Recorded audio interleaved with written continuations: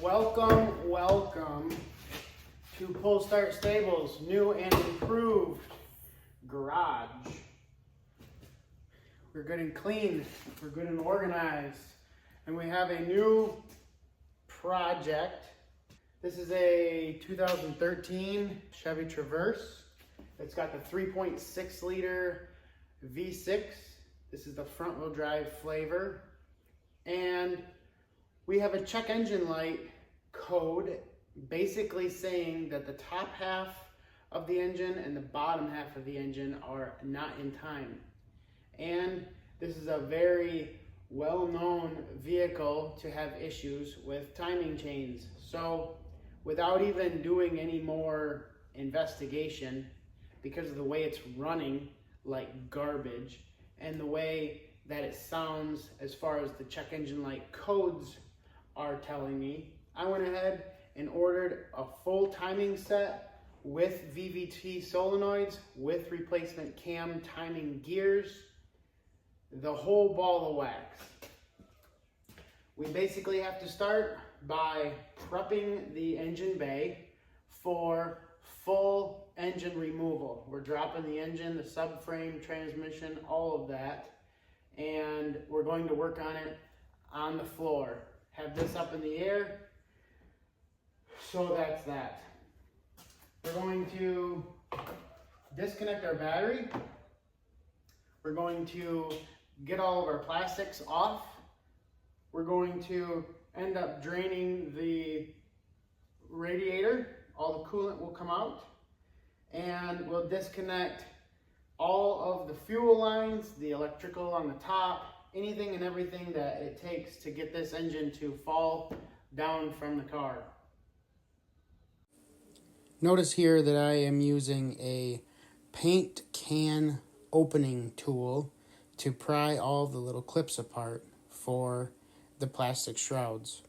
I'm using little sandwich bags to keep all of the fasteners together for each part that I take off. I had to remove the windshield wipers and that top cowl. I removed the entire fuse box, the ECM, and the air cleaner.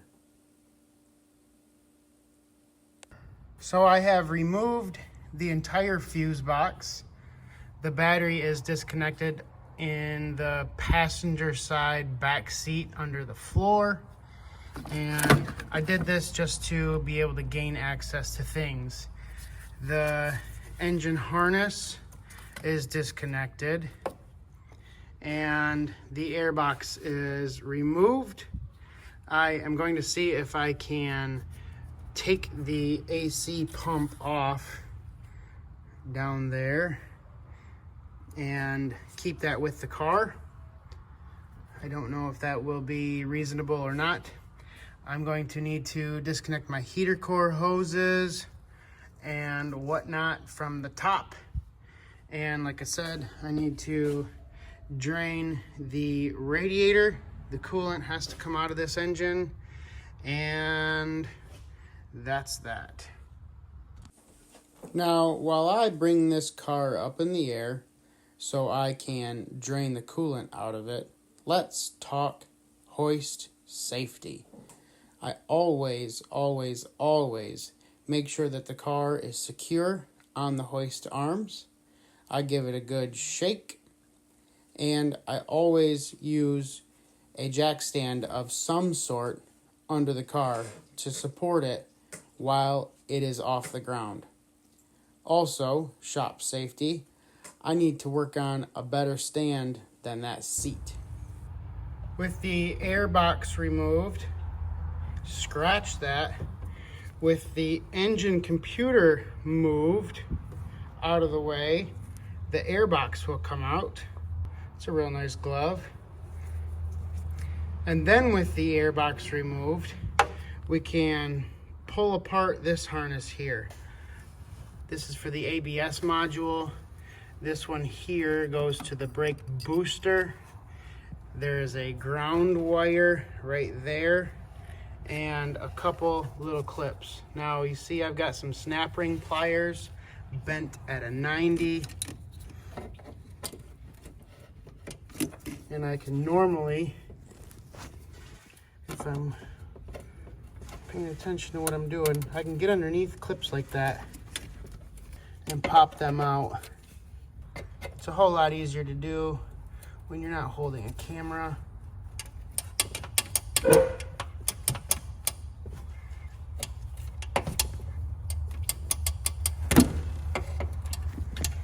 But hopefully you get the point. Oh. Or you just snap it off. That works too. Got to get that clip out, and this harness will be able to drop with the engine and transmission. Also, if you follow this wire here, you'll find that that is a very big main ground that goes right down there to the back side of the cylinder head. That's been removed.